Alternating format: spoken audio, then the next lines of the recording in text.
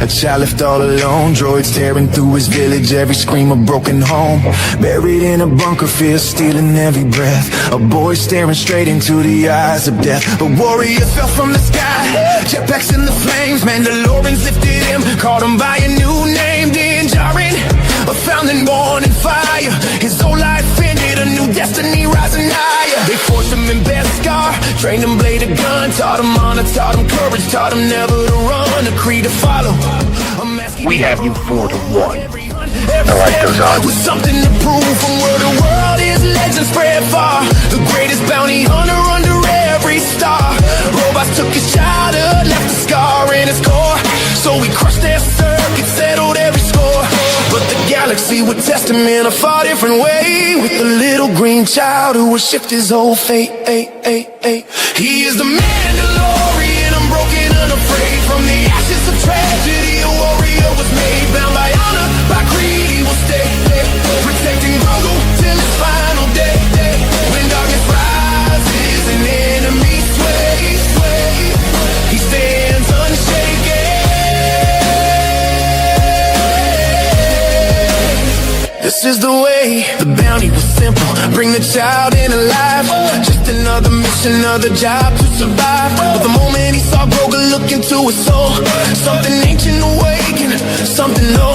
He chose love over credits, broke every rule, turned against the empire, made the hunters look like fools. My Gideon's darkness grew a secret worse than war, cloning Grogu's power to open every forbidden door. A force-born weapon that could tear worlds apart. Dean saved the galaxy by protecting their heart. He is the Mandalorian, unbroken, unafraid. From the ashes of tragedy, a warrior was made. Bound by honor, by creed, he will stay. Protecting Grogu till his final day. When darkness rises and enemies sway, he stands unshaken. This is the way. With the dark saber one he held Mandalor's fate. A blade to choose the leaders by the strength they create. Though he never saw power, he never saw fame. Courage made him mighty, honor carved his name. Droids once haunted his dreams, metal monsters of pain. But he overcame the fear, walked through fire again. No army, no empire, no sin could bring him down. He's the warrior legends whisper when danger comes around. Grogu by his side, through what's bound is one. A clan of two, stronger than any blaster or sun. He is the Mandalorian, unbroken, unafraid. From the ashes of tragedy, a warrior was made. Bound by honor, by creed, he will stay. Protecting Grogu till his final day. When darkness rises and enemies sway, he stands unshaken. This is the way. Every guild fears him, every warlord knows. When the Mandalorian comes, hope still glows. No force in the galaxy, no darkness to betray. Could break the oath he carries every day. From founding to father, destiny lit his way. A legend living proudly in Beskar Grey. He is a Mandalorian, unbroken, unafraid. From the ashes of tragedy, a warrior was made. Bound by honor, by creed, he will stay. Protecting Grogu till his final day. When darkness rises and enemies sway, he stands unshaken.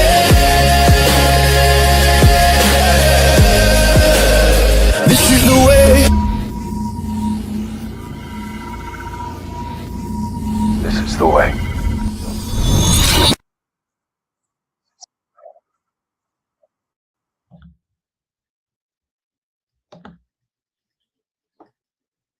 Hello there, everyone. Welcome back to Galactic Chat. Yes, everyone. And this is the season finale of Galactic Chat, Season 1.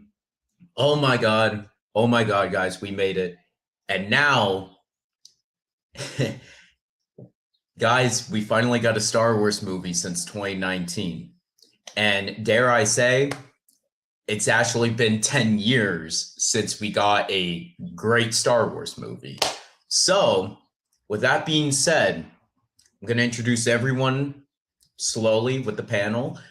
We are going to have one other person on tonight as well. But we do kind of have a pretty packed people. We have everyone plus some more guests. So with that being said, first, give it up to the man, the myth, the legend, the guy who's been with me on YouTube since like 2020. Give it up to Austin. Yeah, I Say don't hi, think you guys. Austin. I don't think you guys are gonna like me on the stream tonight, but we'll see how everything goes. Oh Hi, my God. how's it going? Oh my God. Oh my God. No. I'm not looking forward to Austin's thoughts. But now give it up to the next man. Give it up to Dylan.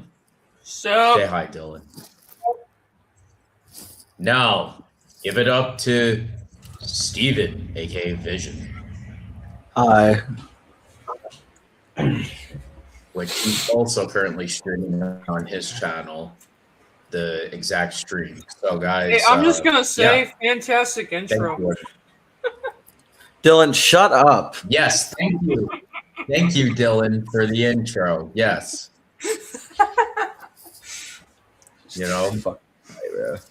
And then Jaden just left. I guess he's having issues right now, which is okay. But with that being said, We didn't want an introduction. oh boy, Where's Joel? yeah. By the way. Joel is currently doing stuff right now. He said he's going to be on later on, like a few minutes or so. All right, so with that being said, guys, we have now. Oh, now we got Jaden. Say hi, Jaden. Hey everyone, just having some audio difficulties. That's all right, Jaden. That's okay, bud. We've all All been there. right. So we went through Dave Filoni being put as president of Lucasfilm. We went through Mole Shadowlord, reviewed all Best episodes show of Mole ever. Shadowlord. We, did a Mandalorian retrospective series of Mando season 1 through 3 plus Book of Boba Fett. We also talked about Star Wars Starfighter and the future post episode 9 stories. And now we're finally at this movie to cap off season 1 until Ahsoka season 2 next year. And I gotta say, we're gonna end it with a bang. So, first off, we're just gonna review the movie. Just explain what is your overall, like your general thoughts. Don't go in detail what you thought of the movie. Don't go into detail, like of particular scenes you like. Just tell me generally, like, what did you think coming out of the theater? I'm actually gonna start with Jaden on this one. And the main reason why I'm going to start with Jaden is because this is Jaden's first Star Wars movie. Sure. He never saw a single Star Wars movie. This is his first one ever, and this is his entry point. So, coming from someone who isn't really a Star Wars fan, but semi-interested, Jaden, what did you think of the Mandalorian and Grogu film? I think it's a nice entry point for someone that didn't start the franchise. I mean, given context would help, but you can figure out what's going on without any prior knowledge to the Mandalorian or just the original series as well. I think the start is also good for fans as well as newcomers to really get the gist of what the Mandalorian is about. Okay. Yeah, I like that answer. What about you, Vision? Sorry, what? I was listening to something. My question was, what is your general thoughts on the film coming out? Now, I'm not saying go into detail, just like what did you think coming out of the movie? Like your first I just thought it general was good. thoughts? Was it? Okay. A lot of answers. Okay. Next up, before we get to the big three up here, we also got Joel in the house. Say hi, Joel, You're muted, Joe. if you unmute. Joel, take the mic off. Unmute Mic on. Joel. Mute button. Come on, Joel. Joel, don't make me recreate what we did in the boys' bathroom while watching Revenge of the Sith in theaters. What the fuck? Come on, Joel. Well, I'll turn him Joel. into a Star Wars fan. Star Wars makes you do some Okay. crazy things. Yo, what, Dylan? The Empire. Dylan, what did you think? What did you think about the movie, Dylan? I think it was a absolute. There he goes. Oh, he unmuted. Holy Joel, mic are you there? quality. That's the best mic I've heard. Dude, that is the greatest mic I've heard. It's so static. I can't. Is he speaking or is that like? Hello? What is Speaking, that? bro. Who's talking? I don't think that's him. I think there's a demon in his car. I think there's a monster in his car. This is not the Joel I remember. Leave Joel alone. Get out of his car. You need Hercules. Leave him You alone. need Hercules. Come on, Joel. We need Hercules. Come on. Hercules. If he's talking, I cannot understand him. Dude, he's I don't think that's him speaking. I think that's the audio relay bouncing back. Yeah, it's probably the audio. he's connected to a shitty mic because that is a horrible mic. That's more than a shitty mic. I don't know what That's a we call Timu it. mic. No, Timu mics are better than whatever this is, dude. That's like you used your fucking microwave as a microphone. All right. Well, until he figures out what his mic problem is, Dylan, go. Love him. All right, so I think this is an absolute decent film.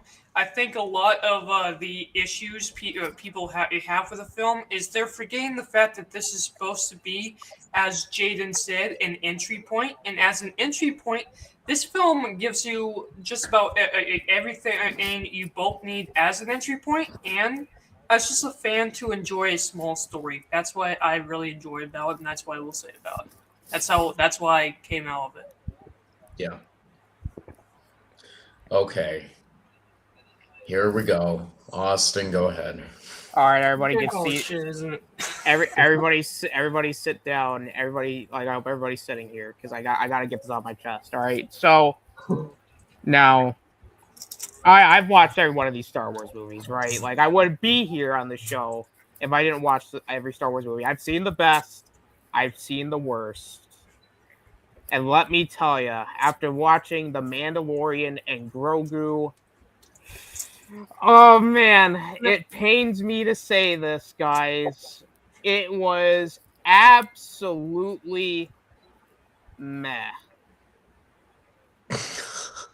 Like, look, all right, maybe my experience, maybe because I was tired because it was after work. I mean, it's fine. There are things I like. There's some things I don't like. It is just a middle of the road. It's fine. It's inoffensive. Like, it doesn't really affect me in any way. It's just fine. Like, I can understand that. honestly, it's what I expected. So I guess it met my expectations. So I'll give them a little golf clap for trying here. And like I said, This I knew movie versus every other movie, though, be honest with me. This movie versus every other movie and every other project from, like, after season 2 of Mandalorian. Which one is better? Mando season 3 or this movie? Come on. Well, obviously this movie, because the Yep, there you go. Mando season 3 genuinely made me want to. Yep, me too. Same with Book of Boba Fett. Same with Acolyte. Even this movie is honestly actually better than Ahsoka season 1. Well, I mean, yeah, but that's not exactly a very high bar, Dylan. Very true. But I actually don't know about that. I don't know about Ahsoka season. I don't know if this is better than Ahsoka season 1. no, it is I gotta from. think about it. I gotta think about that though. But okay. Continue though, Austin. No, at the end of the day, we knew going into it, it wasn't going to be a movie of grand expectations. I knew that going in. So I got what I expected, and I agree. For an entry point for new Star Wars fans, this would be it. That being said, I just thought the movie was just okay. Middle of the road. Meh. All right, now Joel. Joel. Joel, Jesus. We just unmuted you, and now you muted yourself. Is Joel's crappy microphone fixed? Do we have progress? Fix your damn microphone.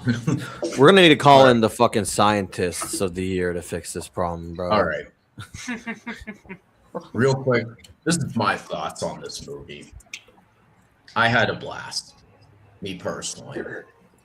I had a blast. I thought it was really good. It was everything I wanted and more. I do have nitpicks, but it's not a whole lot. It's legit. It's a good movie. It's a passable Star Wars film. It was not offensive. It did not break the lore. And it's a good starting point for new fans because you get the general gist of what a Star Wars movie is. And also, this movie feels like something George Lucas would have made eventually.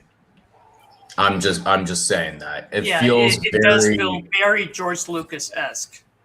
Yeah, like with the creatures, the huts, like even the story in itself, it feels very George Lucas. So, that's my general thoughts on it. Now, Joel,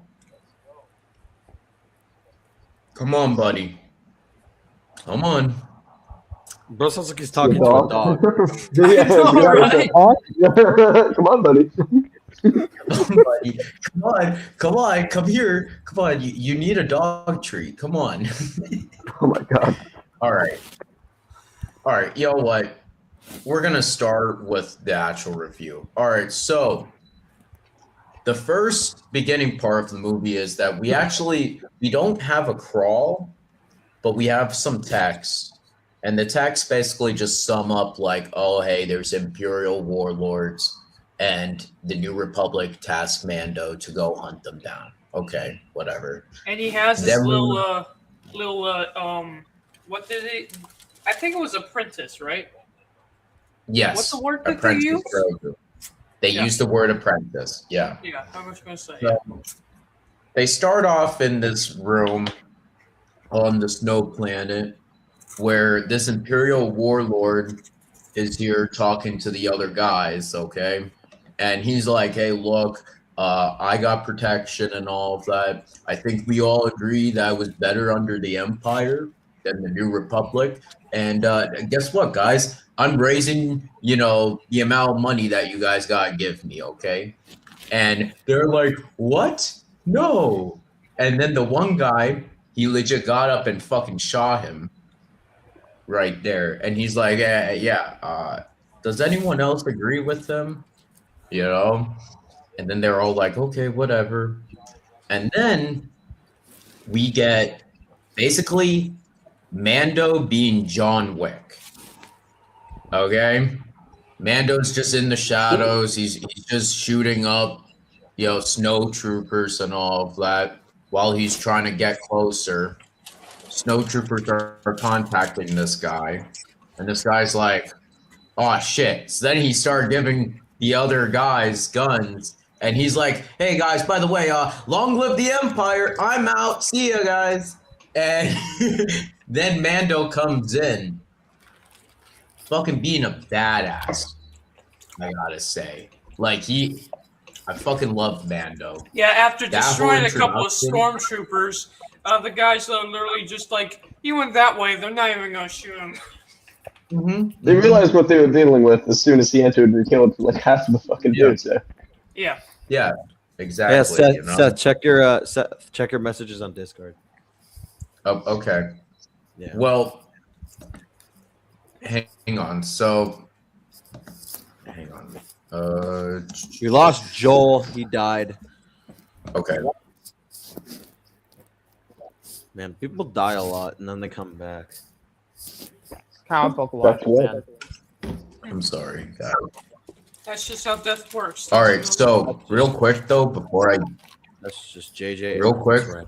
before I get to your message, okay. So going back to this Imperial warlord guy, if you guys did not notice, He is one of the same guys from the Shadow Council scene. He's this guy right Oh, I here. did not know it was him out. Awesome. Yep. So he's the same guy from the Shadow Council. Well, one of the guys. So then Mando is he's actually trying to get to him and all of that. Meanwhile, we get the mouse droid on the ice and all of that, and he's just roaming all around. And then Grogu stops and he destroys him. Oh, a cute moment. And then the ATRT comes in with the ATRT driver. And the ATRT driver gets off the walker and he's trying to observe the area looking for Grogu and all of that. And then Mando, being a badass, fucking sneaks up right behind him, takes the walker, and fucking just shoots him right there. And he's like, what are you waiting for, Grogu?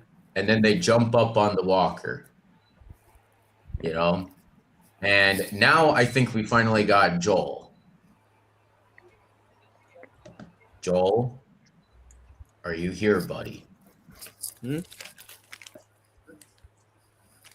Oh, it's Joel. No, why is Dylan dead? Oh my God, where is Dylan now? Dude, Man, everyone's dying. Tonight. We are not having a good night tonight. Watch. Next, my Wi-Fi crashes and I leave. It's gonna kill us one by one until there's nothing left. Wait, Joel, I think we can hear you now. I think. Wait, who? My presence was so amazing that he died. Yes. Hercules. Yeah, Joel. That's not Joel. That's Hercules. All right, Joel, what was your initial thoughts after walking out of Mando and Grogu? Like, what did you think of the movie in general?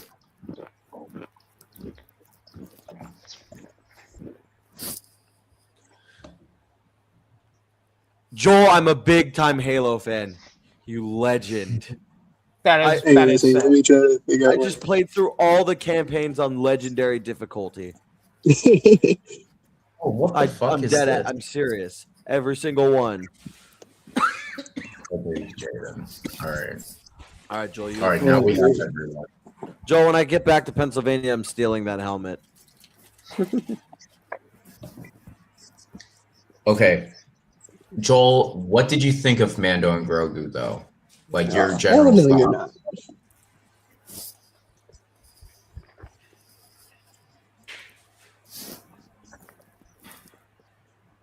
not. Honestly, as a person that doesn't know too much about Star Wars, I feel like I was able to get the story pretty easily, pretty quick, understand what was going on. I wasn't confused at all during it. Yeah. But you did have fun with it, though, right?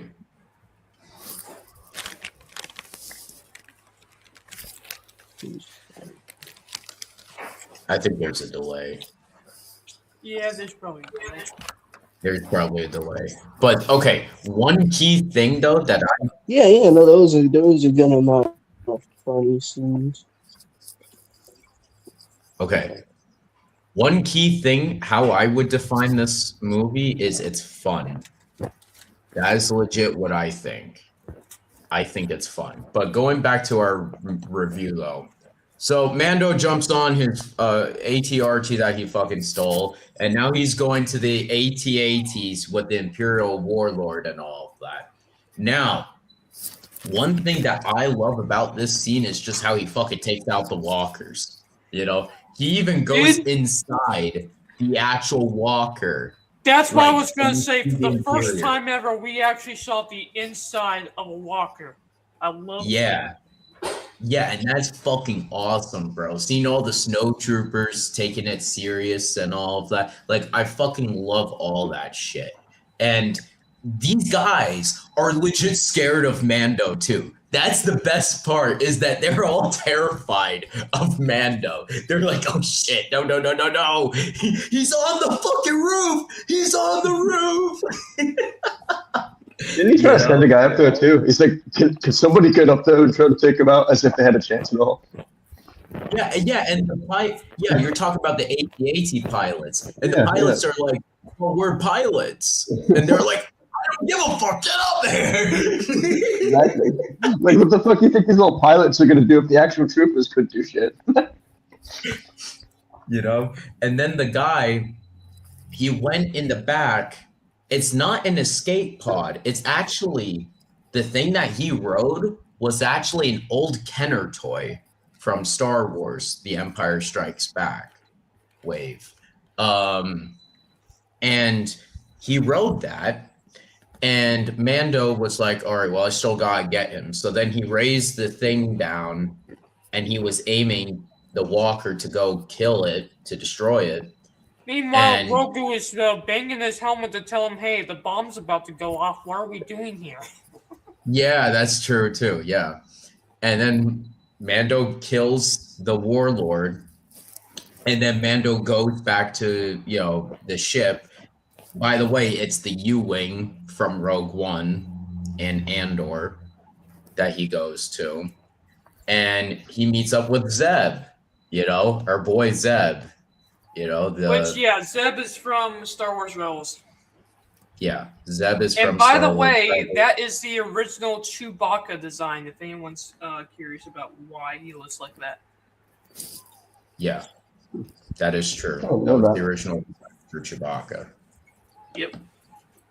So then Mando goes, and then we get the title sequence, which is legit just like the Mandalorian show, but just with Grogu just added to it.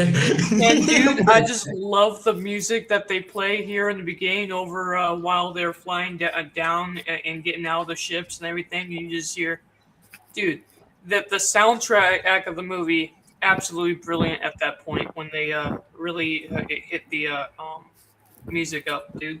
That was great. Yeah, I do agree with that. And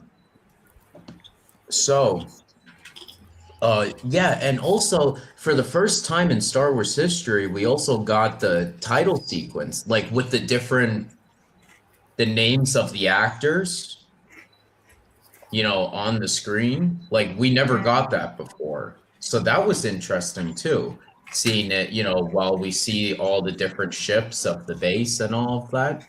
Mm-hmm. But yeah, no. So then Mando goes to Colonel Ward, which is a new character in this movie. And Colonel Ward is here. And she's like, you're very messy, Mando. And Mando's like, well, I'm trying to get these bad guys. And she's like, yeah, well, your next mission is this guy. And she basically has these cards that is one warlord at a time. Yeah, so you're forgetting something here, Nindroid. So basically, they actually she wants him to capture these guys, and he's not capturing, he's killing them. They need them captured so they can figure out what the Empire is up to, and he just ends up keep killing them all. So that was kind of the big thing with this next mission, is this guy, he can't kill. He has to capture and bring him in alive.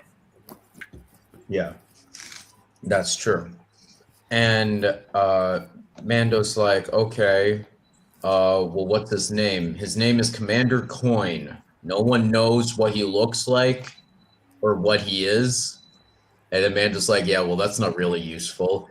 She's like, well, the Hutts, though, the Hutt twins, they know the info, but they will only tell you what to do if you go to Nal Hutta.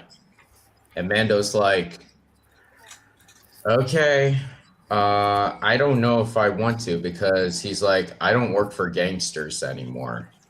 I'm done with that. And then she's like, yeah, well, you work for us, the New Republic. And then Mando's like, I still don't.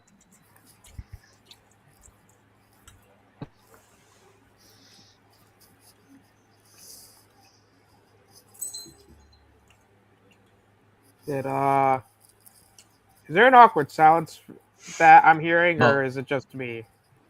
Yeah, I little think awkward. Seth kind of cut out. And then she's like, okay, well, let me show you. He keeps cutting out, bro. You were cutting out, Seth. You cut out so badly. We had no clue what just happened. No clue what you just said. Everyone, stop laughing. We couldn't even understand a word you said. You sound like a slideshow. It's okay. Okay. Just backtrack it a bit. All right. So what were we at? What were we at, guys? What was the last I thing have was no saying? idea. I have no idea. It kept cutting out. We have to go all the way back. No, I'm not going all the way back. Dylan, what was the last thing I said? That was clear. So you were talking about how they don't really have his location or what it looks like, and then he started. Oh yeah, yeah. So then Mando was like, "Okay, all right, guys, stop laughing. My God, all right." So basically, Mando is like, "Yeah, okay." Oh my God, guys, it's not that funny. So Mando was like, okay, so now I gotta go to Nal Hutta to get the info from these twins of wherever this Commander Coin is and do this mission for them, apparently. Even though he doesn't work for the twins, he works for the New Republic. He does specify that. He's like, I don't work for gangsters. So what Sigourney Weaver's character gives him the Razor Crest, though. The new Razor Crest as a gift. Now, the first Razor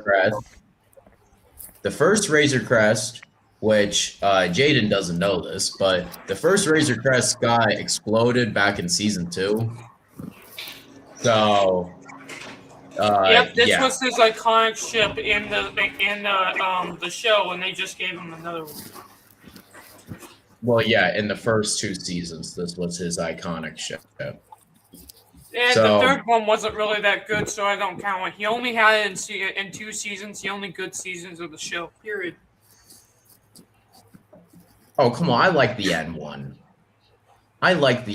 What are you talking about? I like the N1. Yeah, I do too, but still, that season 3 sucks. Yeah.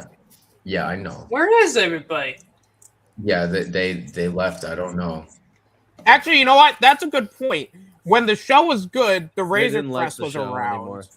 But when the show sucked, he didn't have the Razor Crest. So is there a conspiracy? And hey, here? this was a good movie. Maybe it's just Yeah, you need the Razor Crest back. Not Yeah, granted, not as good as the Dylan's Little Hobbies movie, but it was pretty good. Agreed. Anyhow, Okay. where'd they go? Dude, I don't know. text All right. them, call them, bully Man, them. you guys are something else. You Man, too. you are something else, guys. I gotta fucking tell you that much. All right. You know what? This stream is something better like Powerpuff Girls. Actually, Powerpuff Girls is a great show.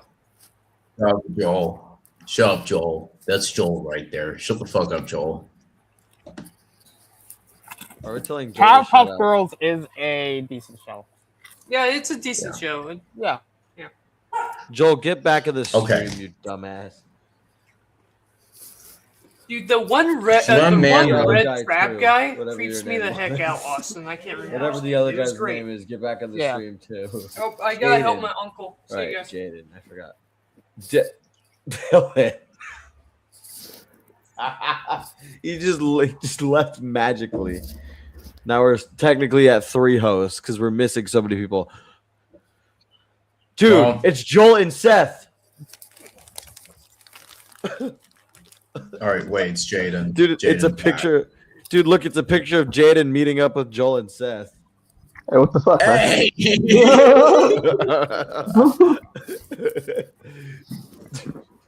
By the way, they're All not right. in the costume. This is what they look like. I am gonna pass it down to Austin now. Austin, pick up. What happened next? Oh, he can't come back because his phone can't handle the podcast. Well, so I kind of blanked out a couple times during this movie, so I'll just do my best. The two Hutt twins, they're like, oh, you want to find the Empire guy? Then Mando, you got to go rescue somebody you got to rescue our nephew from us. And Mando's like, well, I don't know, because you guys are Hutts, and I don't really work with those Hutts or tribe people anymore. And then they're like, no, dude, you got to help us. So he's like, well, all right, I guess, because I want to make some money here. So then he goes to a new planet where he meets up with a vendor guy. And then they're like, hey, and then he's like, hey, vendor guy, I need to find the kid from that really bad Clone Wars movie. Do you know where he is? And then the vendor guy's like, hey man, listen, I really can't help you right now because I don't want to get got. So then Mando's like, all right, you know what? I'll just give you a lot of money. And then where is this kid? I was like, oh that kid. Oh yeah, that dude, that it's kid. Blake. And then all right, well, you know, It's Blake when Seth tries to get him to come back. Shut the fuck up. So then, go ahead, Austin. and then Mando met up with the kid, and it turns out that he's a buff guy.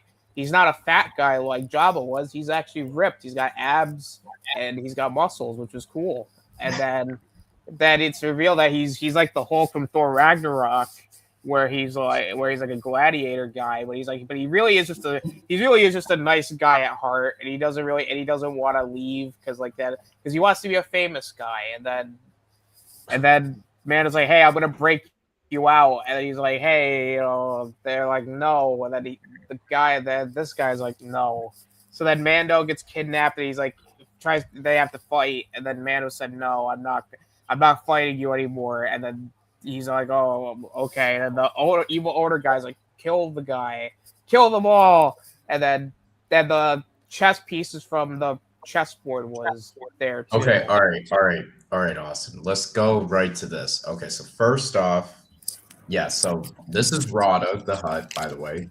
This is grown-up Rada the Hutt, like what Austin was saying. This is the nephew of the twins and also the son of Jabba the Hutt. And Mando, after he tried convincing Rada, hey, look, let's get the fuck out of here. Rada's like, no, the end of my contract is the next fight. So then Mando goes to this guy, Lord Janu, and also that horn guy. Mando fucked up the guy's horn, and then he talked with Janu. Janu is like, the Hutt's gonna die next match because it's a Dejeric match. Now, what is a Dejeric match? It's legit the chessboard from the Millennium Falcon, like what Austin was saying.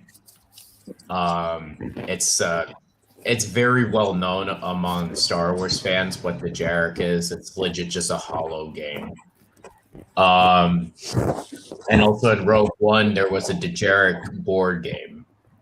But anyway, going forward, so Janu's like, here, take these credits and bet on the Hutt to die. And also here's some salt, because here, salt is actually very expensive.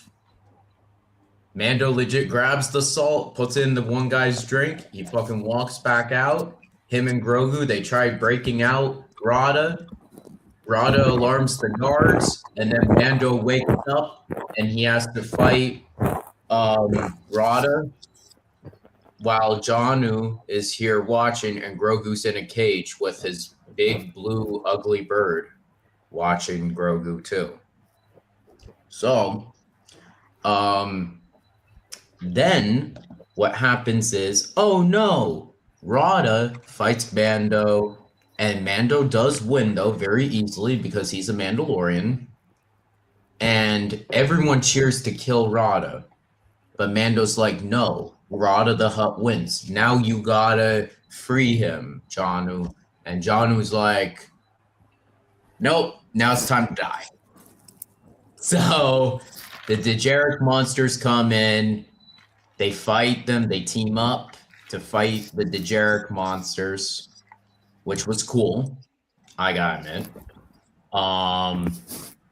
And then basically what happens is Mando, well, I think it was like one of the monsters, they broke through the thing, right? They broke through the thing and then all of them got unleashed. Janu then ran away. Mando, Rada, and Grogu, they got away too. Rada was trying to run away. Mando and Zeb, they had to corner him in. And then we find out from Rada, oh, well, you know Janu is an Imperial warlord, right? And Mando's like, what? That's not right. The Hutts would have told me. And then Rada's like, well, let me take you to his place. And it turns out that Janu was or is a current Imperial warlord because his whole place is full of stormtroopers. And he was also in The Mandalorian Season 3. This is the scene that he's in the Shadow Council room. So, basically what happens, they break in there, they fight stormtroopers, yada, yada, yada, yada. You know, they get Janu, Janu coin, and they bring him back to the New Republic. What happens then? Colonel Ward is like, well, you were supposed to bring a Hutt.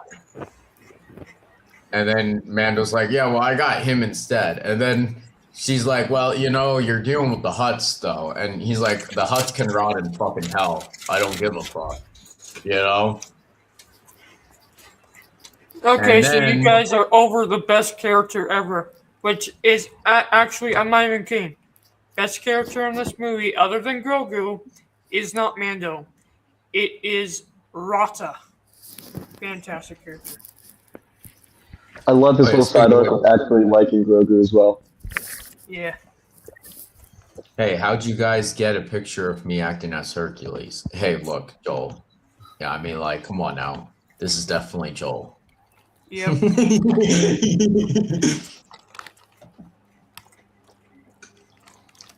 So that being said, Mando then goes back to his Navarro home, his place that he got at the end of season 3.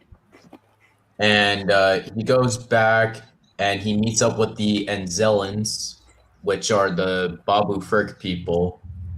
And the Anzellans are tasked to make some modifications to the new Razor Crest. And it's here, guys, we see that the N1 is just parked over there. So now Mando just has 2 ships, which is cool.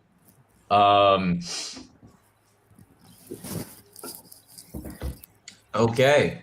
I'm going to let Stephan actually talk now. What?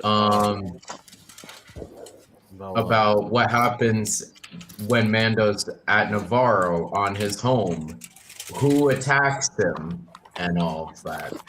Oh yeah, right. I forgot for a minute. Yeah, Embo gets his moment of fame, and he kicks the shit out of Mando. He's actually introduced really well, like in a more of like a stealthy type of way. Like a stealthy assassin, I want to say. Like, he's a good mix between bounty hunter and assassin in this scene. His dog is like another classic like character in like that follows Embo around pretty much everywhere. So it's cool to see they adapted him in live action as well. And they made a amazing duo in taking down Mando really easily because they took him down in like 20 seconds. So yeah. Then they capture him and they bring him to the Hutt twins. And then they're like, "Yo, what's up, bro? You fucked with our shit, bro. You let my nephew get out. We wanted to kill him because we're an amazing family." And then he turns and then he sees Brada like being tortured to death. They're like, "Oh, now you have to die too, even though we got him technically. You still have to die because you disrespected us. We have to fuel our ego." And now Seth is gonna go back to talking. Okay. So then what happens while this all happens? Grogu gets his moment to shine. Well, his first moment to shine in this movie, where he takes charge of the Anzellans. They go in the Anzellan ship. He gets all of his weapons and all that. And they drive off to flies to Now Now Hutta of all places to save his dad. That's a wholesome movie. It's so funny, but the way it was done, it was funny, but I loved it at the same time. No, it was great. Mm-hmm. It's epic. The way that they're talking, like, gotta go this way, dude. It's awesome. Yeah. So then what happens is Grogu's trying to find Mando, and then Mando, he gets thrown in the snake pit, the dragon snake pit. So instead of a Rancor like Jabba, they have a snake pit where he actually fights the Amanamans first, which are creatures that were actually first seen in Return of the Jedi. Yeah, I as remember background characters. But they do fight them, and then the dragon snake is revealed, and then Mando gets bitten by the snake at one time, and the thing is, poisons him. Dragon snake, it poisons a human. So Mando is like, oh great, and then Grogu does save the day though, vaguely by exploding. Blowing up, of all things, I never really thought I would say Baby Yoda blows up a cell, letting Mando run away from a giant dragon snake. I didn't think that was going to be a sentence I was going to say before I watched this movie, but I'm actually happy with it. Yeah. No, straight up. And then what happened then is that... the ship is too small, so Mando can't fly away. Yeah, basically. So then Mando says, go, kid. Mando's fighting off the troops, which, by the way, for some people who don't understand this, the Hutt twins soldiers are legit reprogrammed, restitched together battle droids, and also a mixture of other droids, too. You saw some super battle droid armor, this and that. So they're being told, hey, go out and get Mando. Yeah, and hey, I want to say this just because, so my cousin had, he likes the movie, but he had a couple of nitpicks, and one of his biggest nitpicks was the fact that the droids just went down way too easy.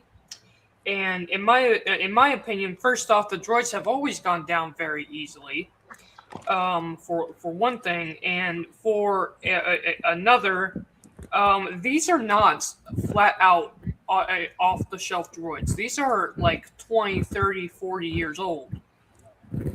Yeah, I was gonna say these are not Clone Wars era droids. These are all stitched together too. Yeah. Like they have different parts. They're rusted up a little bit. Like they're not. Yeah, so he had a problem because a rock later on was smashed a droid's head, when honestly, a brand new droid, a rock probably wouldn't do much. You would have to have a lightsaber. But this isn't a brand new droid. This is a very old, rusty droid. I think a rock would easily crush it. Yeah, that's true. So Mando then fights off the droids, and then he gives up and he starts to die.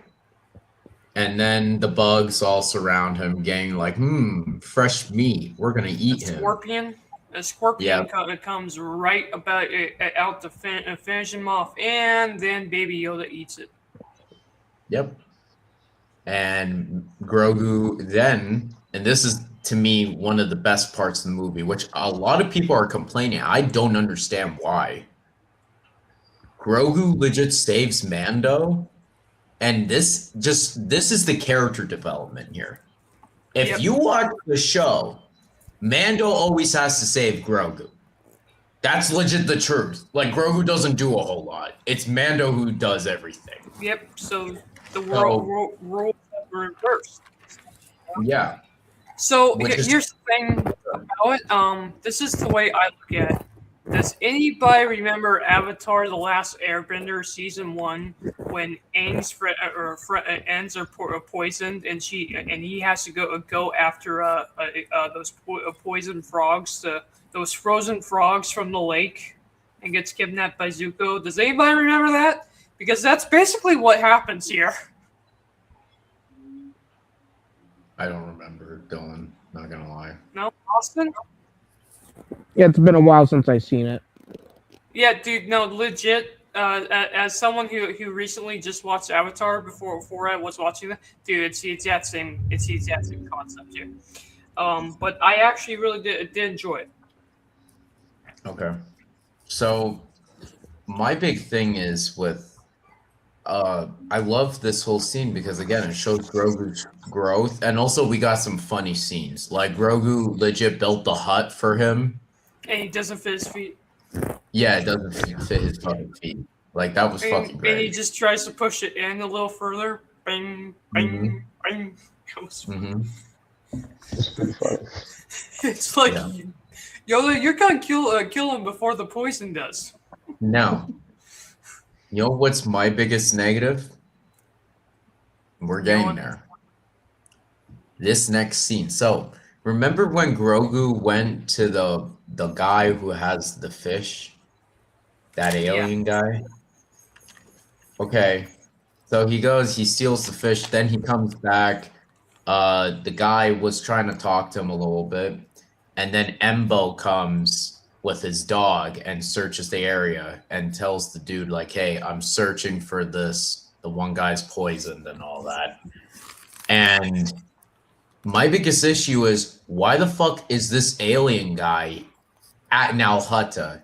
Why is he just chilling in a cabin in Nalhutta? And what is it? How does he know how to reverse the antidote of dragon snakes? You know, like, you get what I mean, Dylan? That like, honestly isn't my biggest issue. My biggest issue is honestly what happens after that when Mando is saved. Because he just walks up and says, hey, kid, let's go on a grand adventure, and then literally fights like he's not hurt. And it's like, you should have had him probably a little bit more injured. It should have been a bit more of an effort to fight after that. No, my biggest issue, though, Dylan, is the fact that how the hell does that guy know how to reverse the dragon serpent blood? Like, he should have explained why. Well, if he lives there. So he lives on this alien, from my point of view at least, he lives on this alien planet. Even if it's definitely not the best place to live, that's probably where he spent most of his life growing up. He'd probably learn how to deal with certain poisons and such that are around him. He's probably aware of that snake. But as Dylan was saying with Mando, Mando wakes up, good as new, just from some remedy made to him by an alien, and acts like he was never poisoned in the first place is a little odd. But, you know, that's just the pace they were going for towards the end of the movie, I suppose. Well, then... Yeah. Yeah, well, Mando had to do a whole thing. So then Mando grabs the ship that Rado was crashing. It through his mask. You should have lifted the mask up. Don't take it off, but just lifted the mask up. We could see the bomb. I know, but not enough, dude. Not enough, dude. It just looked like you were. You can't look at his fucking face. You know that, dude. Just the bottom lip. Just the bottom lip. That's all you needed. Because I'm serious. I agree with my cousin that it did look like he was just trying to pick his nose. Man, Grogu tries to pick his nose. Okay.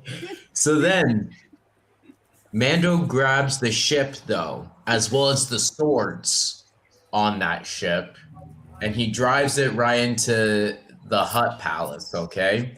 And then he comes out, and he's riding a fucking stab. Dude, that is fucking sick. I'm sorry. I'm a huge Clone Wars guy. Seeing the battle droid stab Mando driving that it, was fantastic. like fucking great shit, you know? And now he's using the stab to fight the battle droids too, which is fucking peak, you know? And then Mando goes back to the Hutt twins, and the Hutt twins are acting like, oh, no, we didn't mean anything. And what was the line, Stephen, that Mando said? Straight up to the Hutt twins? Stephen. Huh? Yo. Why do you keep calling on me? What? I was saying, what was the line that Mando said to the Hutt twins when he came back? You saw my face, now you have to die? I don't remember. Yeah, exactly. That's the thing. Okay. I get an A on the test, guys. Shut up, Steven. Anyway, so Mando then he tries to go after them, but then Embo comes in. Mando has to fight Embo. Oh yeah, can I say something here? Yeah. It felt like Clone Wars at that point. It felt like I was watching a Clone Wars episode. It really did. The whole movie fight. Felt like a Clone Wars episode. It felt like I was really rewatching that Death Watch arc when they stormed Cato Nemodia. Yeah, it felt like what really happened was this was two arcs of the Clone Wars stitched together, and I feel like that's great. And then the Dylan's Little Hobbies arc was. It was better than the Clone Wars movie. You get what I mean? Like. Just saying that it's better done than the Clone Wars film. So then Mando, they fight Embo. Rada needs to fight his uncle and nephew. Uncle and aunt. And I gotta say, I never thought I would see like Hutts dueling against each other. Like, you get what I mean? I didn't even know they could move. Yeah, I didn't even know they could move. They're just fighting each other. Like, they're just not doing that. They're rolling around each other. Dude, I couldn't tell if they were making love or trying to kill each other at that point. The way they were moving. The way they were jumping and rolling on each other. It didn't really look like they were in pain. And then the New Republic starts to show up, okay? Colonel Ward and them, and they're like, hey, we're gonna explode the Hutt Palace.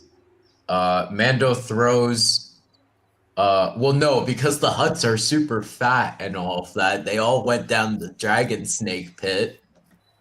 The uncle and aunt gets eaten by the dragon snake completely whole. Rada is saved though from Grogu. And then Mando, Grogu, and Rada needs to find a place to get out while the New Republic is coming to bomb the entire palace. They get out, they jump into the waters and all of that. And we also see our boy, Dave Filoni, as an X-Wing pilot, a.k.a. the guy who runs Star Wars, the president. I'm going to kiss that dude. Fellow Pennsylvania boy. Yeah, we love you, Dave Filoni. I might get banned from Star Wars Celebration, but I'm going to make out with him on stage. Oh, my God. It's not a planned event. It's an infiltration. It's an infiltration. Climbs up there. They're gonna like have 10 times the security around them now. Thanks, man. They're not. Yeah, there's a lot, Steven. With God, there's a way, as you always say, Dylan. Following your advice now. This is the way. This is the way. Anyway. To be gay, Dave Filoni. Okay, yeah, I just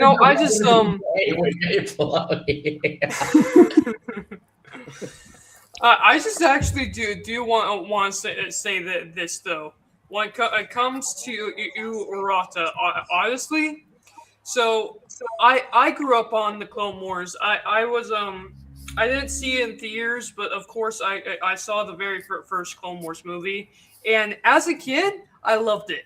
As an adult looking back, what the hell were they thinking? Is all I have to say about that movie. I think we all But liked it as kids, and then I hated thought it as Rata adults. was adorable, and I thought it'd be really interesting to see him grow up and literally take over. I thought he was annoying. Jabba Hutt's job after Jabba died.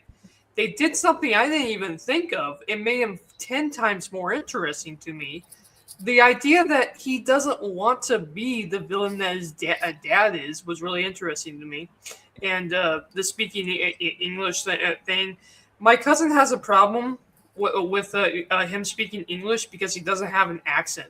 Because I did show him, what's his name, Zero, Uncle Zero from the Clone Wars, and he's even like, yeah, Zero has an accent. I'm fine with it if it has an accent. His only problem with Raha was Raha didn't have an accent. What do you guys think? Well, he had a New York accent. That's the Yeah, problem. his accent doesn't really fit for his species, I suppose. But the thing is, But I think it's supposed to be more like, because when he's speaking in his native tongue, he kind of does. But when he's talking in English, maybe it's supposed to be more like he's just grown up rebelling against his own native tongue to speak English. True. yeah. I'm not sure. Well, no, that is true. No, that is true because Just think about if people So, move to, basically, you know. You go ahead. the reason why the Hutts vaguely speak English, and this is within Star Wars lore, the reason why is because Hutts think that they are higher above than anyone. Okay, they're big narcissists. So they think, why should we use normal language? We'll use our own language. You get what I mean? So Rada rebelling against that and being like, hey, I'm gonna go with the galactic normal language makes complete fucking sense. You know? So that's my little bit right there. You know what's funny, Seth? You and I are literally wearing the same shirt right now. Dude, I can't I even just see noticed you. that. Yeah, You dude. guys, oh, there. Now I can see it. Yeah. Dylan, why didn't you have your camera on earlier?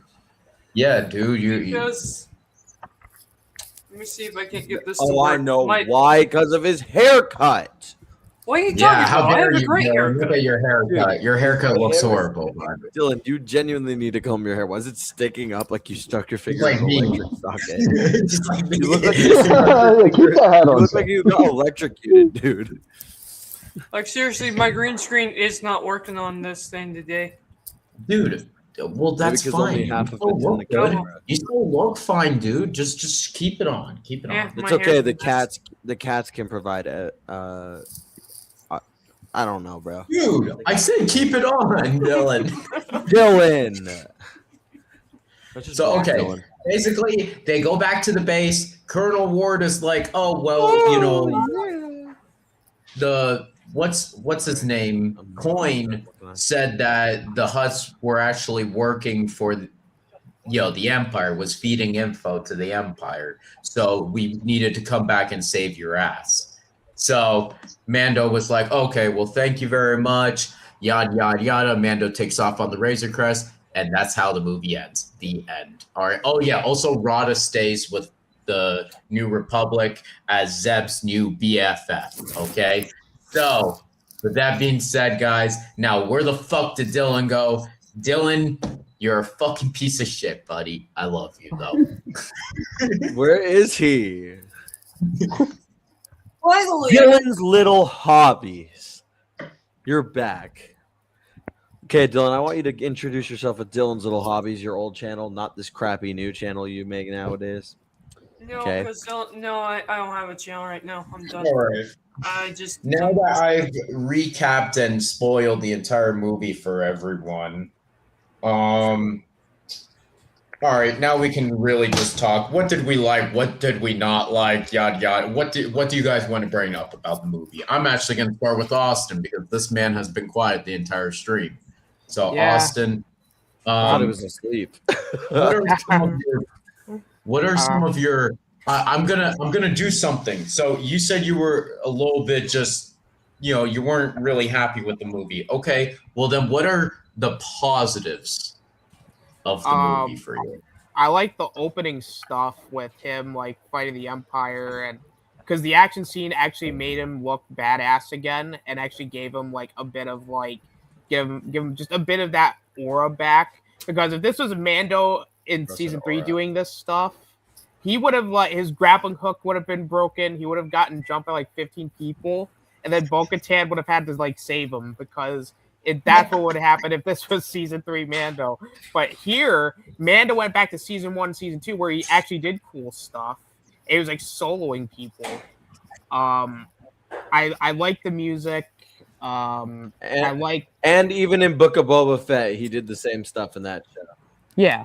Even in Book of Boba Fett, he was a badass. It's just Mando season 3 wouldn't have happened, but no, I mean, it shot well. I mean, it was cinematography was good. Rada was great. I will agree. Rada was probably the best character in the film. And then I guess the action overall I really liked. Like I said, especially like the opening, and I would even say the last act of the movie. I thought the action was good. For the bit of like we see of like I'll talk about that in a bit, but no, I'd say for the most part, like I like the action, the opening scene, third act. Some of the things with Grogu I thought was pretty funny at points. And then I think what this movie did really well, though, in particular, is I'm just glad that Mando's back to just being like cool again and not a loser or like weak. So that was a big plus. And you know what, the story is fine. Like it's nothing like groundbreaking or new, but it's actually kind of refreshing to get like just a simple-ish story with like honest to God, it works for what it is. But I'll talk about my problems when I talk about my problems. But that's all I got. Okay. Jaden. I was just gonna say, again, as my first time watching an actual Star Wars film, I think it was pretty solid. They did a good job establishing Mando as his character. Really, all the characters are pretty well established, in my opinion. I like all the characters that we learn about, like Rada. And I think it's cool that they featured a lot of characters that were previously only in, according to Seth at least, only in CGI media, such as the pilot and such that were with Mando from the start of the film. And Enbo, I think, was also just only in animated media previously. I think that's pretty cool that they would adapt them into an actual film, since it's all canon to each other anyways. Overall, I'd give it a pretty good score, probably about an 8 out of 10, as far as it goes. Okay. Stephan, what are your key positives? I didn't fall asleep while watching it. That's a great positive. I was invested the whole time. Yeah. I was invested. I was actually watching it. I wasn't shaking my head in disappointment or looking at my phone like I did when I was watching 90% of the shows that they made. I actually enjoyed this one. So, yes, I give it a pretty positive rating. Dylan, you go. All right, so when it comes to positives for this movie, it's simple. This is Clone Wars. This is Rebels. This is literally just everything I enjoy in Star Wars wrapped up with the title of Baby Grogu. That's what this is. And great film. I give it a 7 out of 10. Which is exactly what I needed. I didn't need this to be the grand old, big old, end old movie. I needed this to be a decent film. And what did he give me? He gave me a decent film. It gave me literally everything I expected it to be. And unlike Austin, I'm actually satisfied with it literally giving me everything I would need it to be. Yeah. Okay. This is my big positives. Yeah, it's a lot like what Dylan said. It delivered everything I wanted and what I expected. I expected the Hutt twins were the main villains. I expected that this story, and I even said this since like even a year ago when people were like, man, why are they making a Mandalorian movie? I know why. It's because season 3 was fucking awful, and this is going to be basically an apology for Mando season 3. This movie, its main goal was just to tell a good story about Mando and his adopted son Grogu. That's legit it. It doesn't need to set up shit. It just needs to be its own little story with Mando and his adopted son Grogu doing cool shit. Mando needs to have some ore farming, be a badass, just like season 1, season 2, and Book of Boba Fett. Grogu should become a character finally. And guess what? Grogu did become a natural character in this movie. And that's really all I really needed. But also the other stuff, I enjoyed the story. I loved Rada's inclusion, actually. I thought I was going to be Rada, but I grew on Rada. At first I was I don't know. And then by the end of it, I'm yeah, no, Rada's arc was actually pretty cool. Him just coming to terms. And then now he's with the New Republic. So that's kind of cool. Yeah, Rada was the best part of the movie. I enjoyed everything. And I love Rada a lot. Yeah. I think Grogu and Rada are the best part of the movie. I also like the Anzellans, though. I thought they were funny. They were a funny, cool little addition as well. I like that the Hutt twins were the main villains. Most Star Wars movies, it's always the Sith or the Empire as the main villains. This time, it's legit gangsters as the main villains, which I like that. It's kind of like Dryden Voss in Solo, And again, like what everyone said, the opening action sequence is my favorite scene of the whole movie. No, my favorite scene of the movie is honestly, it has to be, and I know this sounds ridiculous, but I really liked the scene where Mando and Rata are literally in the ring fighting all of those monsters. That was a really good scene. I like that too. It's between that and Rata playing with Grogu on the beach. It's one of those two. I like the establishment that Rada just genuinely likes Grogu and isn't a fucking monster like his father, because he says that a couple times throughout the film too. Yep. He even lets him feed him. Yeah. Yeah. Yep. Dylan, I'm sure you enjoyed that scene. I want to feed Baby Yoda. He's so cute. Of course you do. Now, let's get to negatives. Dylan, I want to feed you too. Yeah, we're not going that route. So for negatives, we're actually going to go a little bit back around. Jaden, what are your negatives, if you even have any? All right. Well, again, because I don't have as much to nitpick, just because I don't have anything to go off of, at least regarding Star Wars. But just as a movie, I mean, I think the pacing with Card, it was a little anticlimactic whenever Radu reveals that it's Card, who Card is, and then they just go and get him. I like the scene of him actually taking him away still, but I guess it did feel a little bit rushed in that regard. But, yeah, I think pacing is the only thing kind of in the movie that I didn't necessarily enjoy. Other than that, I think everything else was pretty good. Okay. Stephan, what are your negatives? I don't have any. Move on to the next person. Oh, okay. Dylan, what are your negatives? Okay, my only so I only have 2 negatives throughout the entire film, and I talked about one of them. One of them was, of course, the whole thing with Mando getting up almost right away and being able to fight seamlessly. Oh yeah. Again, yeah, that was like a really, really large one for me. And then the only other negative I had was actually more of a really dumb nitpick.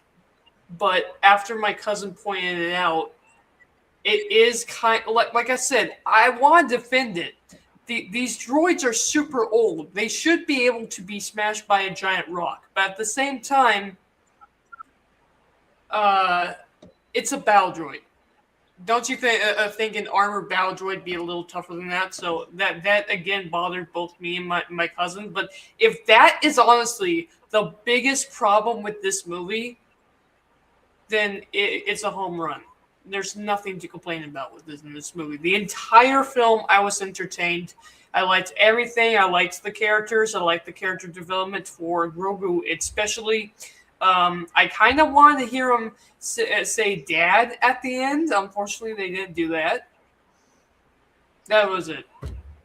Like, there's really no negatives in this film. Every other negative that everyone has, it's just stupid nitpicks. Like my cousin doesn't like the fact that he loses his gun 50 million times, and it's like, well, he loses his gun 50 million times in the show.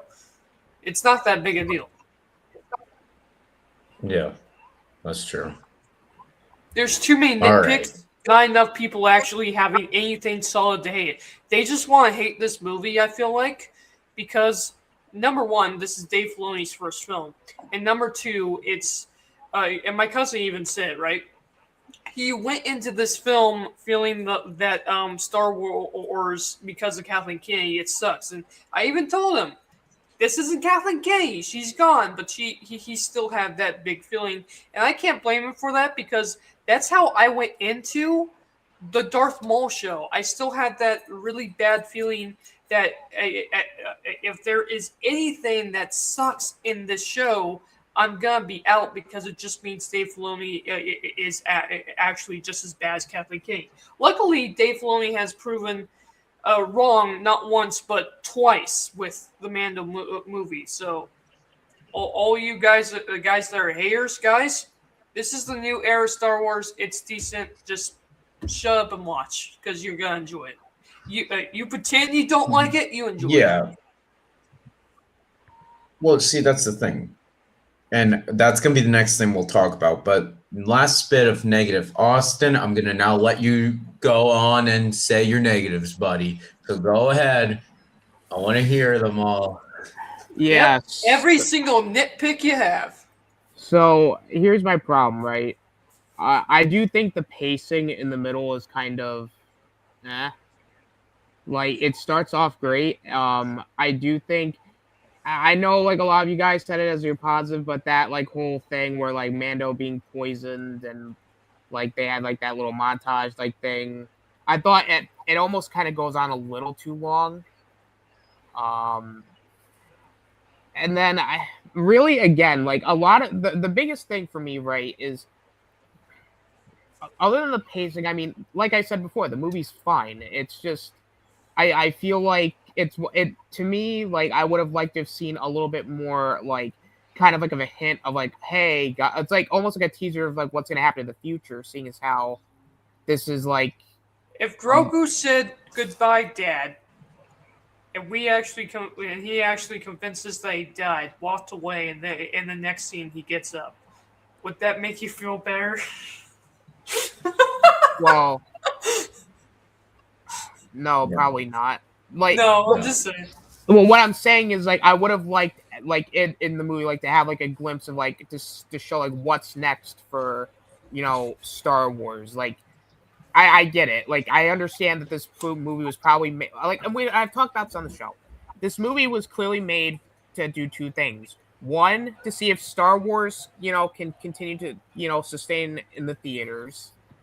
But also, well, really, I would say that's it. But plus, you know, the whole Mandalorian Season 3 stuff. And so I kind of understand they want to go safe here. But I do feel like not having, like, a bit of an idea or, like, because, like, you want to have that, like, oh, like, that little teaser, like, what's going to happen next, because you want to hook the people you just brought in to say, hey, like, if you guys want to see more of this, then, you know, do that. You know, we're going to be doing this in the future, so get excited for it. They don't really do that here, and I felt like that was kind of I kind of understand, but at the same time, I wish they did more with that. You know, and I feel like those are like the big major things for me. Is I think the pacing and just the fact of not doing anything more to connect it to like really anything else. Because like I know that Zeb's in the movie, and I know why they brought him in, because they wanted to say, hey, to all like the Star Wars Rebels fans, which it's cool, but at the same time, I don't know if I would have like brought him in just because I feel like for more casual fans they'd be a little bit more confused, but that's more of a nitpick. But for the most part, also I wish that Sigourney Weaver could have been like in a couple extra scenes and not just the two. Yeah.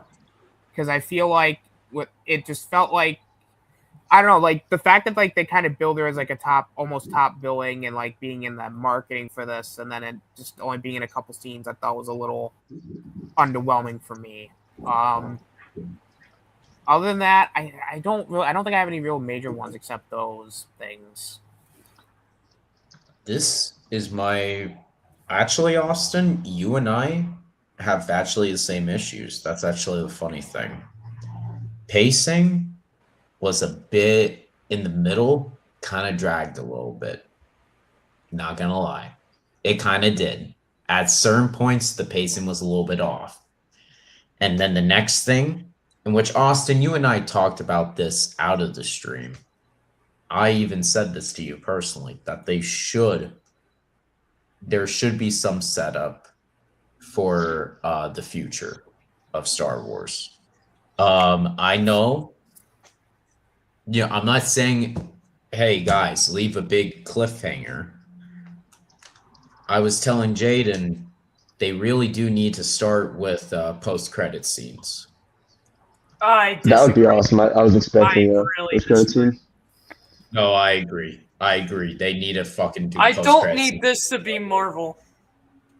Dude, this is the Mandoverse is practically Marvel, though. You get what I mean? Yeah, but like you have I don't need this Mando, to copy Marvel. Boba Fett. I am okay with. Oh, okay. What do you think about this, Stephen? Do you think that there should be post-credit scenes in Star Wars movies? Yeah. I would say certain ones you can get away with it. I don't think you can do it all the time. Yeah. But no. Like movies like this, like I'm not saying you don't even necessarily need to do an end credit scene. You can literally just have like the movie end, but instead before it goes into like the credits, it does like a little bit of a next time on, or just give like a little bit of a, not like once we just give it like a little epilogue almost, just to show like what happens. But you know what I want? This is what I would have fucking cheered if I saw this as an end credit scene. And I legit made it in my head, just like moments out of the theater. Like when I took Jaden and Joel to Target, I made this in my head. So let's say Colonel Ward and maybe Dave Filoni's character or Carson Teva is there, and they're interrogating what's his name? Commander Coin, for information about what the Empire is up to, right? And like maybe he spills the beans of, Grand Admiral Thrawn is coming. You guys are not ready. You're not fucking ready. And then like Colonel Ward goes and she talks to Carson Teva by themselves or something like that. And she's like, this matches up with what General Syndulla is going up against. What should we do? And maybe then Colonel Ward then sends Zeb saying, go help General Syndulla over at this system. And then it just ends like that. You get what I mean? Because Zeb is in Ahsoka season 2. So you could just be like, oh, well, there you go. You get what I mean? Because this guy, this Smurf-looking blue guy right here is now the main villain of Star Wars. He is now the Thanos of Star Wars. You need to build him up more, So,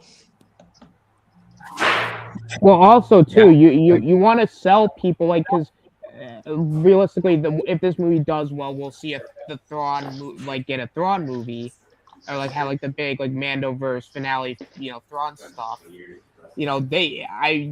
I feel like not doing something like that, not like kind of showing off, because not everybody who's gonna go into this movie is gonna watch the Mandalorian. Like most people, it's gonna be mostly new people. So like having like a thing at the end, just like showing off like Thrawn, or just giving like a little bit of a teaser there, I feel like people will go, "Oh shit, this guy's kind of a badass." It's Thrawn. Like we'll bring. Then we need to go see. We should go see the new movie, or like let's go watch the Mandalorian seasons, or go back to all this other stuff. So I feel like, again, not doing that's kind of a missed opportunity. Yeah, I actually agree with that. Okay, so now the last bit is did Dave Filoni do a good job for his first year as president of Lucasfilm? Yes or no, guys? Now, this is more so targeted towards the other guys, Jaden, because they've also seen Maul Shadowlord. So, what do you guys think? Austin, Dylan, Stephan, what do you think about Dave Filoni in charge for his first year and his first two projects? I think the guy has proven me. He's proven all the way wrong, and I'm not gonna say he's proven me right. I'm gonna say he's actually proven me that he at least knows what the hell he's doing, which is important right now. I think every single project that he's done before, without a doubt, was studio and Kathleen Kennedy Melly. And now that they backed off and actually let him do what he wants to do, granted, he probably needs a lot of not. He's not a yes man. He doesn't want to end up like George Lucas with the prequels, but he probably has a lot of people who are actually willing to criticize and help him actually make the best Star Wars ever. Without that, we wouldn't have gotten the Darth Maul show or the Mando movie as great as we have.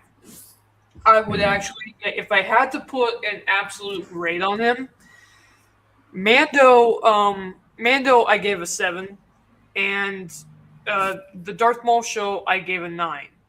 Together, that's definitely about like what, an 8%, a B. Yeah, an 8%. I think a B is pretty good. Yeah, I think a B is pretty good for his first time. Yeah. As granted, a B compared to Kathleen Kennedy's first year. Kathleen Kennedy did have an A her first year, but after that it was F, F, F, F, F, F, and F. Yeah, no, I get that. I get that too. I'm all for Dave Filoni. Bring on whatever he's got next. Austin? Yeah, so here, I will say, as in terms of Star Wars years, I mean, we've been through a hell of a lot worse.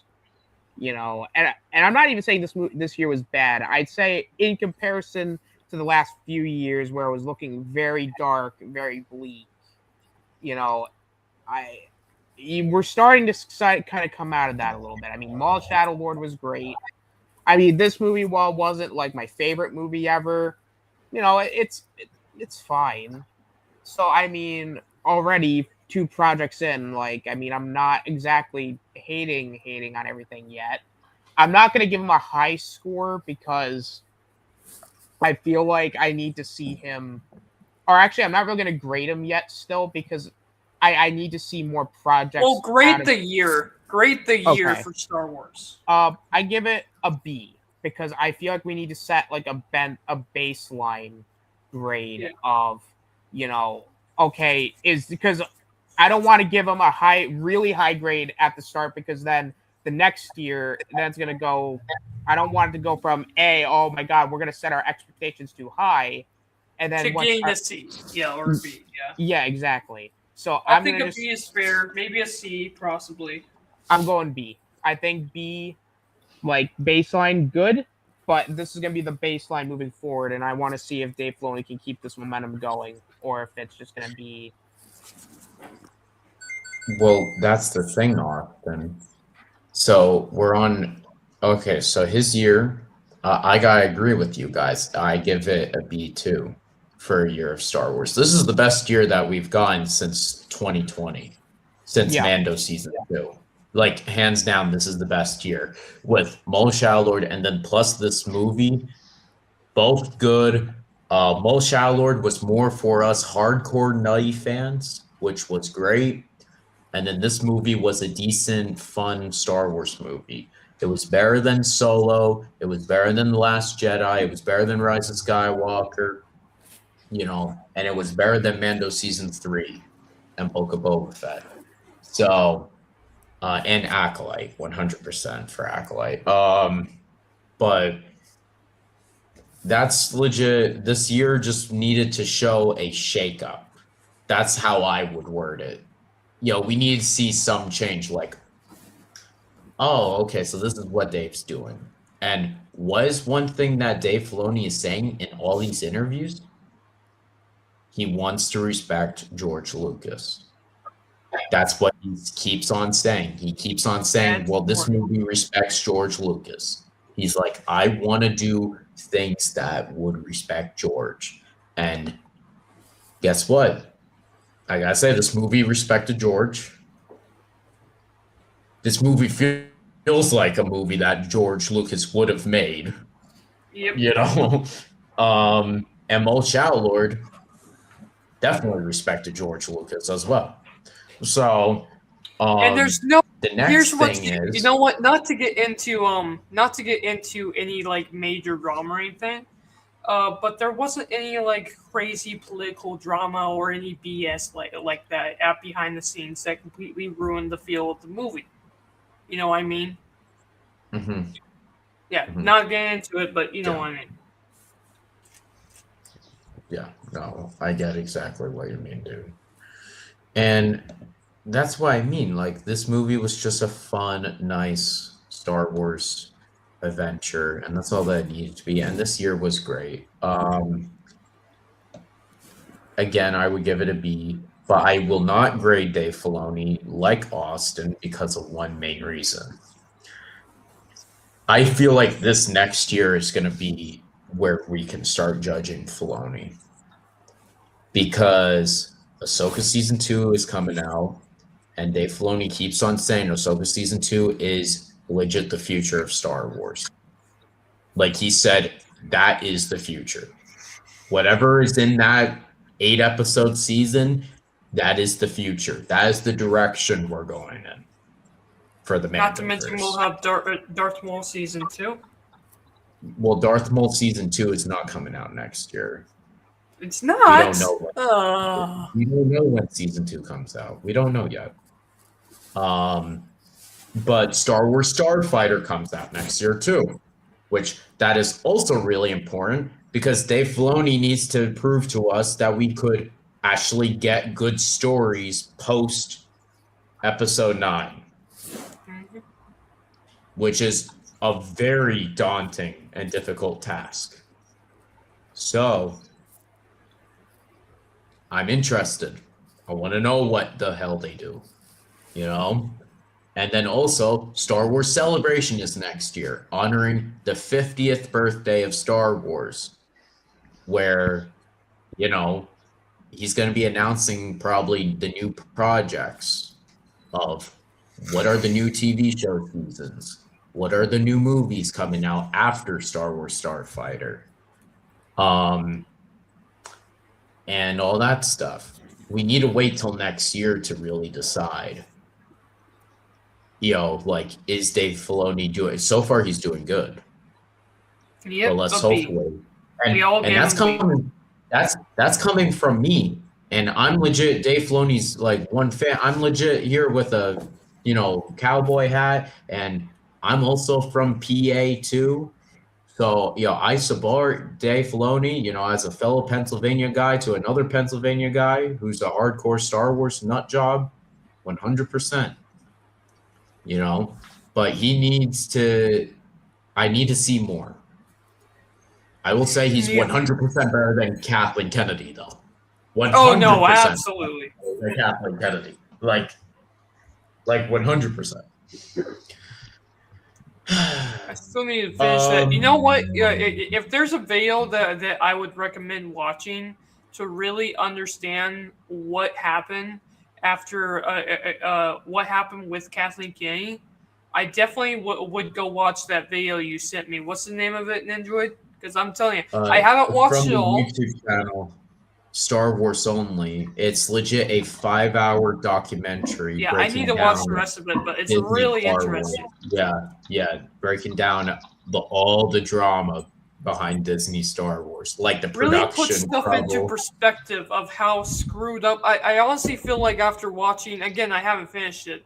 I honestly feel like after watching a large part of it, I would still say it is Kathleen Kennedy's fault. She is in charge and everything. But I also feel like she was dealing with a lot of BS from the creator side, and you have the corporation breathing down her neck.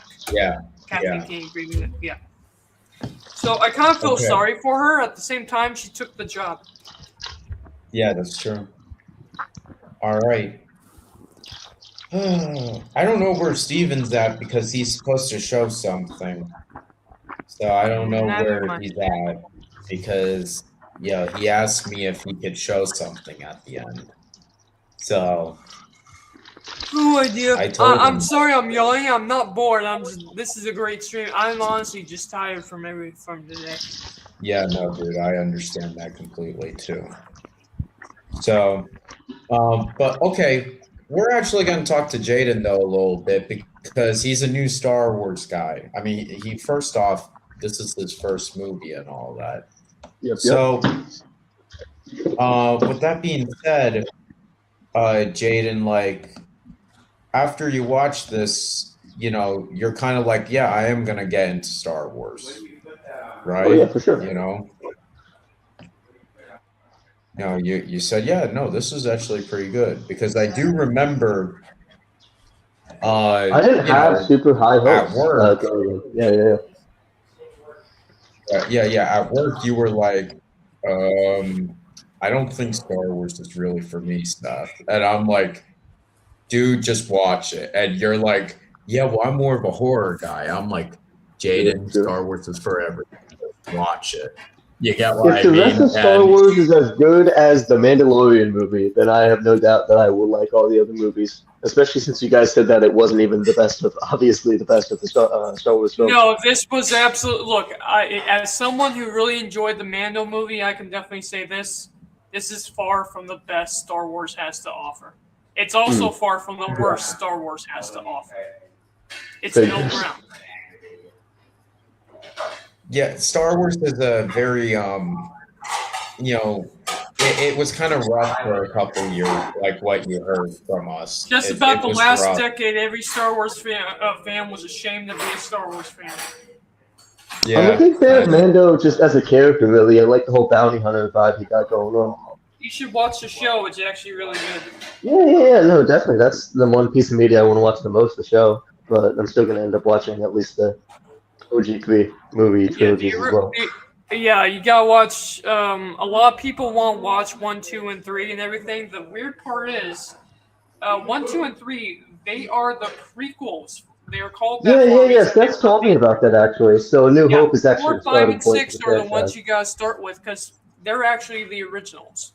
Now, when A New Hope came out, was it already called Episode 4, or did they start calling it that? No, it was Star Wars. It was Star Wars 2 and 2, The Empire Strikes Back, and Star Wars 3, Return of the Jedi. Until George Lucas started. Hang on, Dylan, that's wrong. So the first one was A New Hope was originally just called Star Wars. Okay, Jaden. Yeah, it was just called. Star Wars. So they didn't call it A New Hope. Okay. And then, when Episode 5, The Empire Strikes Back came out, they put Episode 5, The Empire Strikes Back. So they People were confused. Okay. Yeah, they actually. So the second Star Wars movie was already called Episode 5. Yeah, they were confused. Like, wait, we missed like 3 of these. That's Yeah. that's the thing. That's legit what audiences thought. But George Lucas, if you gotta look in, he said, "Well, you see, because of the success of the first Star Wars movie, I'm now gonna make a prequel trilogy to that, and now Star Wars is Wow. now I'm gonna rename it A New Hope, Episode 4." That is You see super. what I Like, mean? He had planned Yeah. from the second movie he had planned. Yeah, I from knew the second first movie one was like, called yeah. Star Wars. So it's kind of like Yeah. the Avatar director, where they're going for that kind of expanded universe thing, I guess. Then Yeah. Yeah, I like when so directors then- take that kind of creative writing. again, yeah, so you got the original trilogy, 4, 5, and 6, and then 1, 2, and 3. And then Jaden, I gave you to watch the spin-offs first, and then you can watch the sequels. The Makes Clone more Wars sense, is doesn't it? really cool, but it's one of those I- things that you really gotta like Star Wars to enjoy the Clone Wars, I feel like. Well, that's the thing. Clone Wars, that is the one piece of Star Wars media I did watch as a kid because I grew up with like Nickelodeon. I think it was on the Cartoon Network actually. I don't Yep. remember. It was But a yeah, I Cartoon did see Network. some of the Clone Wars.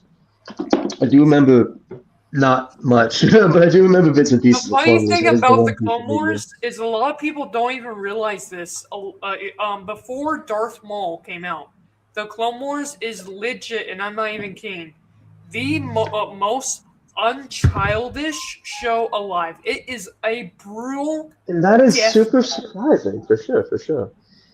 like honestly, Clone Wars makes maybe not the prequel, no, even the prequels. Clone Wars it makes all of the movies look like kid movies, except maybe a couple of arcs in Clone Wars. But most of it makes most of it makes the movies look like kid shows. I guess that's no, my biggest reason for not wanting to get into Star Wars initially is because I was under the assumption that it would be, too childish and kind of boring to me because, it's targeted at I can family understand that. audiences. It is targeted towards 10-year-old boys. Yeah, exactly. But that's probably the main thing I didn't, and that's also why I thought Mandalorian seemed interesting enough because the show was not just targeted at children. Yeah. Let's see. But the thing is, though, Star Wars is actually targeted towards everyone, realistically.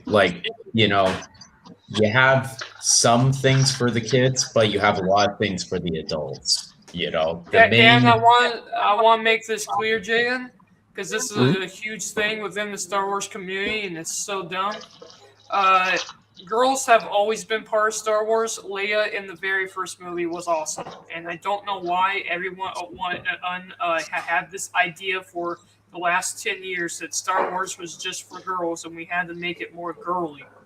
Granted, some of the female characters are absolutely banger characters. I love them. I know. Seth loves Ahsoka, guys. We didn't know this already. Dude, no, legit, and I shouldn't say this live, but I'm going to anyway. When I was a kid, I straight up had realized I was 10 years old. I straight up had a crush on Ahsoka in the Clone Wars. Ahsoka's pretty cool. I remember watching the Clone Wars, and I didn't know this until Seth told me. I didn't know the Clone Wars and every other piece of Star Wars media. I didn't know it was all canon to each other. There's only one actual universe in Star Wars. It used to not be. But I think that's cool because I love that. Like whenever lore is all connected throughout various medias, I think that's very cool. So George Lucas has always said the expanded universe has never been canon to his original show, and when they canceled the expanded universe, everyone got into a big fit about it. But it has never been canon. Now the expanded universe has some really awesome, great lore and really fantastic moments. Several stories that I wish they were canonized, but at the end of the day, George Lucas has never considered them canon. He's always considered them canon. Dylan. Real quickly, Jaden does not know what the expanded universe is, so I'm going to explain to him real quick. Go ahead, Steph. Expanded universe are basically every single Star Wars novel or comic book before 2012. Okay, so prior to 2012. Every comic book and novel before 2012 is not canon. Because But everything the thing after is, 2012 is when they started establishing the canon? Yep. yes. Okay. They literally took Star Wars the movies, obviously 1 through 6 was going to make 7, 8, and 9, and I am completely convinced that the only reason why Clone Wars is saved is because of George Lucas and Dave Filoni. Yes. Like I don't think straight Dave up Filoni true. was signed on if they got rid of the Clone Wars. So we That is will be true. getting a sequel trilogy, as in like episodes 9, 10. Wait, what would that be? 9, 10, and 11? Oh, no, That it'd is be a No, rumor, but it's not 10, confirmed. 11, 12. Yeah, there we go. No, 10, I was 11, going 12. to talk about that. So Dave Filoni has now said, because people were like, man, we want the return of Star Wars crawls. You know, the original dun, dun, dun, dun, and then the huge titles, and Dave Filoni said that's only for episodic Skywalker saga movies. And now there's really heavy words that the Simon Kinberg trilogy, which is currently in development, they said that might be 10, 11, and 12. But if we're getting that, I'm going to say this. I'm not going to say, man, Dave Filoni, that's a bad direction. I'm going to say, listen to what you have been doing. Respect George Lucas. And also, kind of like what you did with this film, you made Mando and Grogu relevant again, and you made them good. Make the sequel trilogy characters good. That's all I'm going to say. I'm not going to be this guy saying fuck them for putting Rey in the movie. I'm just going to say make Rey good. And I don't want Rey being a bad character. Oh, I don't know where Joe going. Jaden will be back probably. Yeah. But that's where what do you think, Austin, about that? What's up? How there might be 10, 11, 12 coming. Oh, see, here's the thing about that, right? I'm not exactly a big fan of that. But I do think we need a new trilogy. I think that is something that Star Wars needs. But when they're saying episodes 10, 11, and 12, it kind of makes me think like, oh, are we still going to be in the Skywalker saga? Because I would rather them be doing either going back into the Old Republic or doing stuff in the way future. I do think they need to try and make new stories. You can make, I agree, if you can make the sequel characters better, then... I would prefer the Old Republic, but that is just me. No, I agree. It should be Old Republic, but if they wanted to go... No, I agree too. Yeah. But at the same time, we need new stories with other people because we need to get out of the Skywalker saga motion, right? We need something new. We need something fresh. And this is the time to do that. Just, I don't know. Like, I have to wait and see. I think that's all it is. Do it.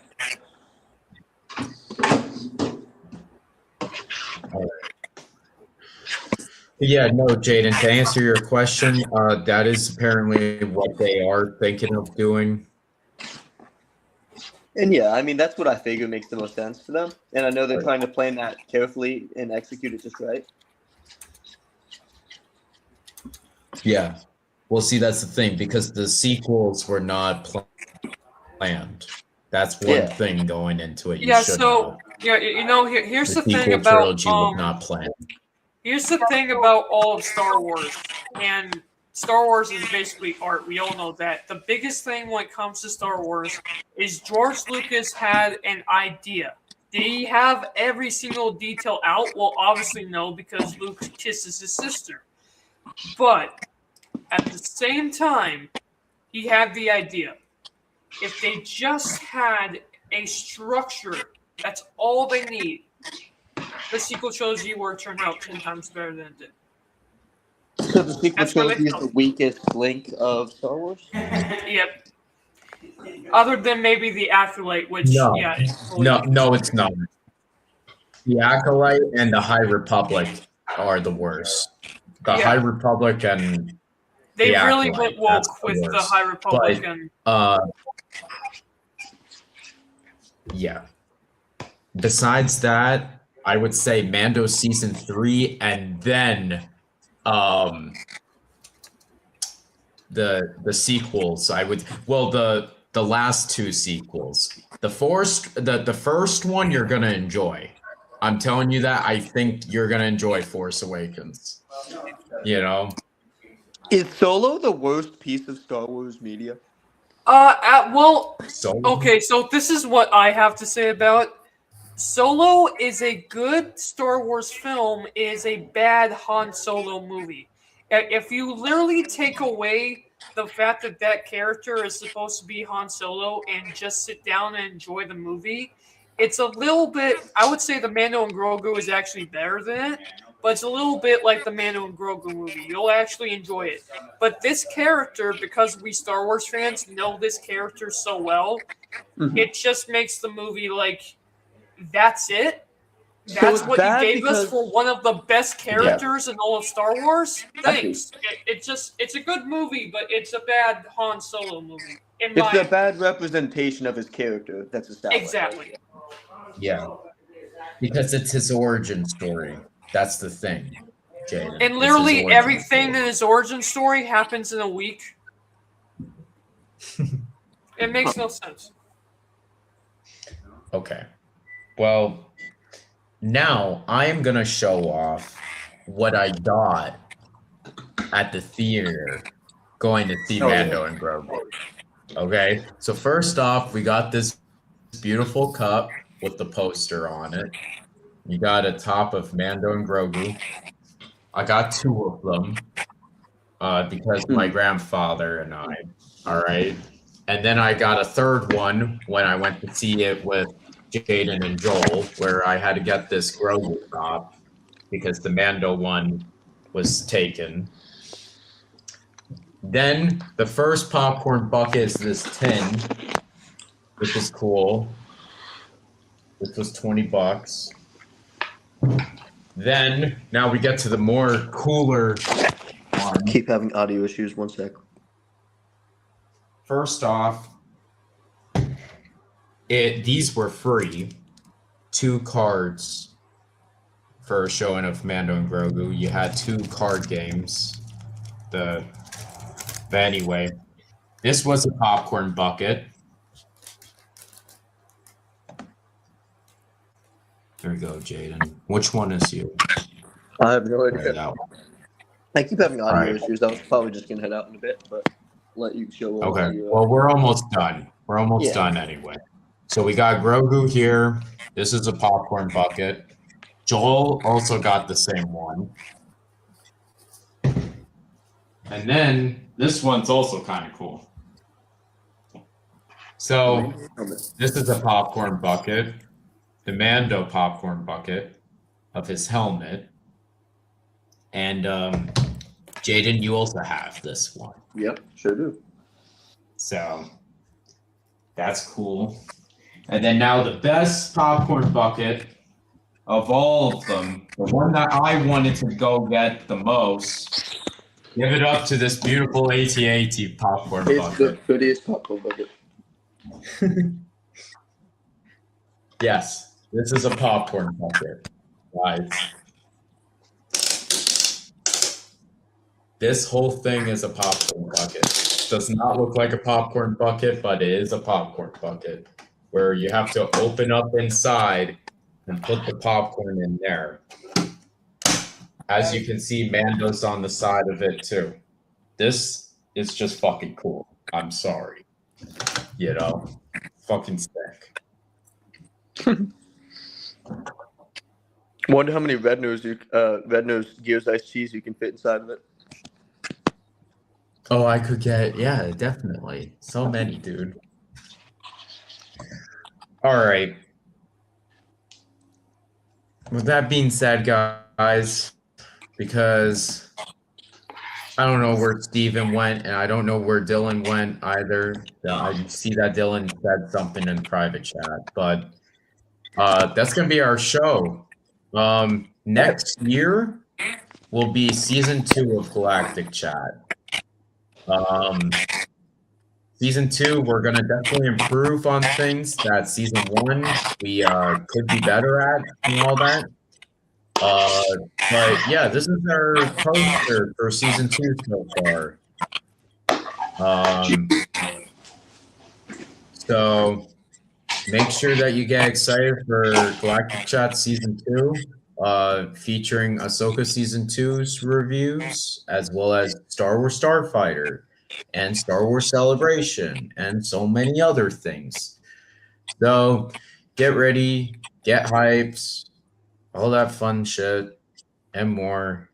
And Austin, where can people find you at? You find me on Wednesdays, I hang out on Galactic channel.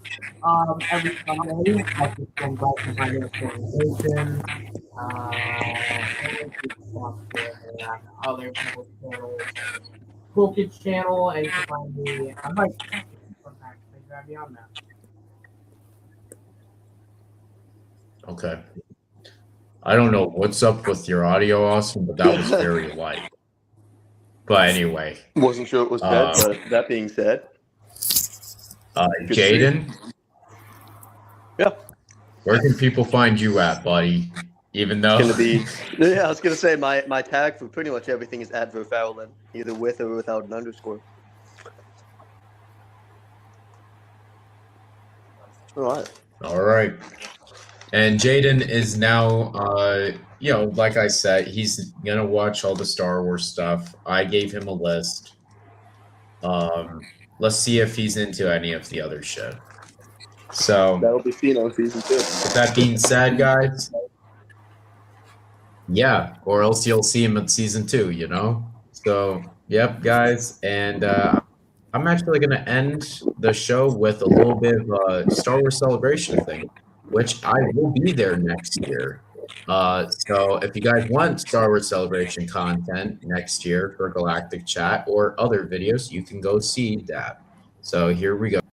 You can't put it into words how much the whole community means to me and how much I've been able to find friends and family. Every day there's been something new, exciting, panels, new people to meet, new activities. Seeing all the merchandise out there, there's just so much cool stuff.